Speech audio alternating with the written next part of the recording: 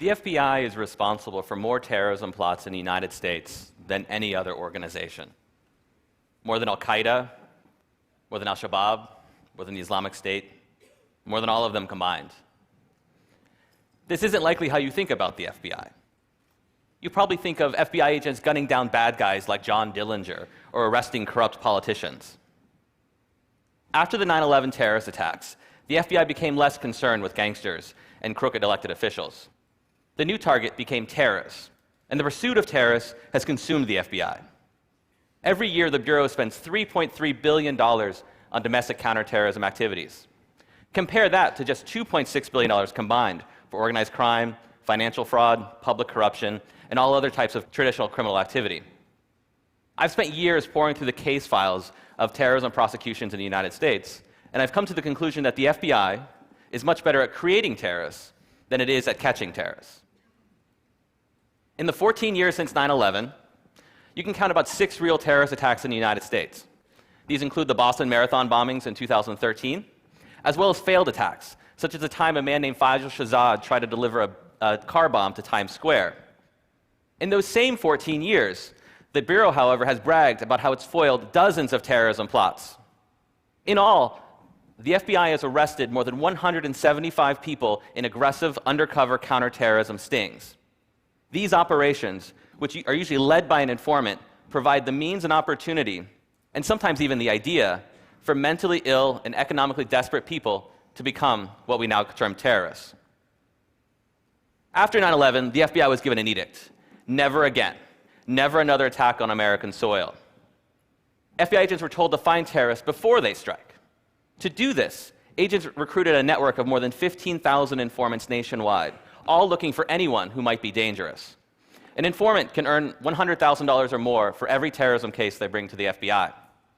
That's right, the FBI is paying mostly criminals and con men 6 figures to spy on communities in the United States, but mostly Muslim American communities. These informants nab people like Abu Khalid Abdul Latif and Wali Mujahid. Both are mentally ill. Abdul Latif had a history of huffing gasoline and attempting suicide. Mujahid had schizoaffective disorder. He had trouble distinguishing between reality and fantasy.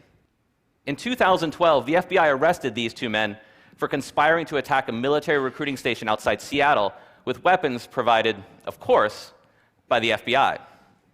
The FBI's informant was Robert Childs, a convicted rapist and child molester who was paid $90,000 for his work on the case.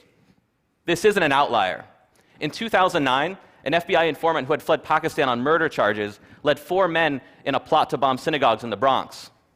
The lead defendant was James Cromedy, a broke Walmart employee with a history of mental problems, and the informant had offered him $250,000 if he participated in that plot. There are many more examples. Today, The Intercept published my new story about a counterterrorism sting in Tampa involving Sami Osmakash, a young man who was living near Tampa, Florida. Osmakash also had schizoaffective disorder. He too was broke, and he had no connections to international terrorist groups. Nonetheless, an FBI informant gave him a job, handed him money, introduced him to an undercover agent posing as a terrorist, and lured him in a plot to bomb an Irish bar. But here's what's interesting. The lead undercover agent, you can see him in this picture with his face blurred, would go back to the Tampa field office with his recording equipment on. Behind closed doors, FBI agents admitted that what they were doing was farcical. A federal judge doesn't want you to hear about these conversations. He sealed the transcripts and placed them under a protective order in an attempt to prevent someone like me from doing something like this. Behind closed doors, the lead agent, the squad supervisor, described their would-be terrorist as a retarded fool who didn't have a pot to piss in. They described his terrorist ambitions as wishy-washy and a pipe dream scenario. But that didn't stop the FBI. They provided Sami Osmakash everything he needed. They gave him a car bomb. They gave him an AK-47. They helped him make a so-called martyrdom video.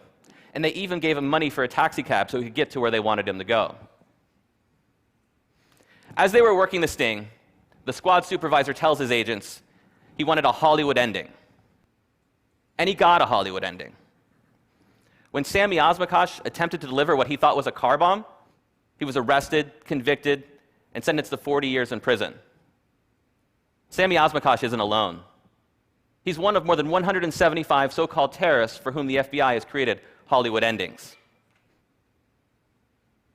US government officials call this the war on terror. It's really just theater, a national security theater, with mentally ill men like Sami Osmakash, unwitting actors in a carefully choreographed production brought to you by the FBI. Thank you.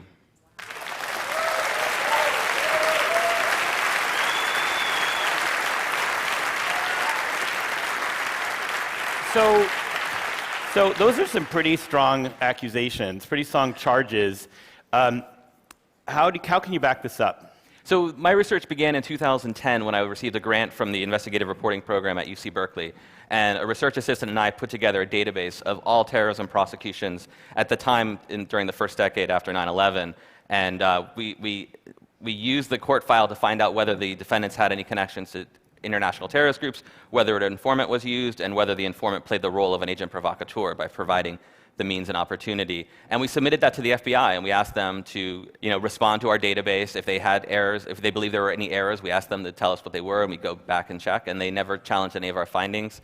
Later, I used that data in a magazine article and later my book, and on appearances with places like CBS and NPR, they were offered that opportunity again to say, Trevor Aaronson's findings are wrong, and they've never come forward and said these are the problems with those findings. So the data, is since been used by groups like Human Rights Watch on its recent report on these types of sting operations, and so far the FBI has never really responded that, to the charges that it's really not catching terrorists so much as it's catching mentally ill people that it can dress up as terrorists in these types of sting operations.